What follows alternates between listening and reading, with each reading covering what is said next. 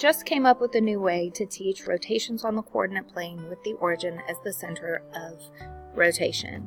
So I want to do a 90-degree clockwise rotation. I'm going to start with my original XY.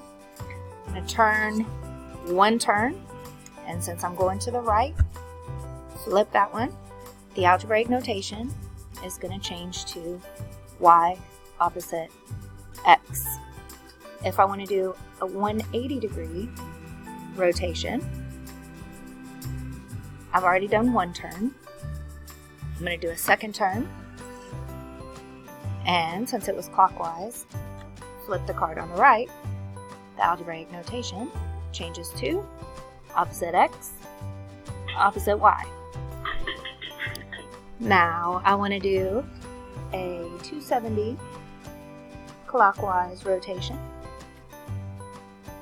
Start with my original XY. I've already done 1, 2 rotations. I need to do a third turn.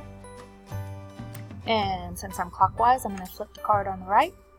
So the algebraic notation will be my XY changes to opposite Y, X. This also works if I want to do counterclockwise rotation. So if I'm going to do 90-degree counterclockwise, start with your original XY. I'm going to do one turn. Since I went counterclockwise, I'm going to flip the left card. So my original XY is going to change to opposite Y, X, 180 degrees. One more turn, change the card on the left, takes me to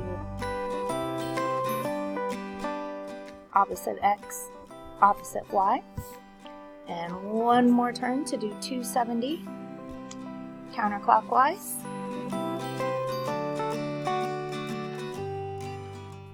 The original XY changes to Y opposite X, and of course if I do one more clockwise or counterclockwise, so I flip the card on the left, it's going to take me right back where I began. So 360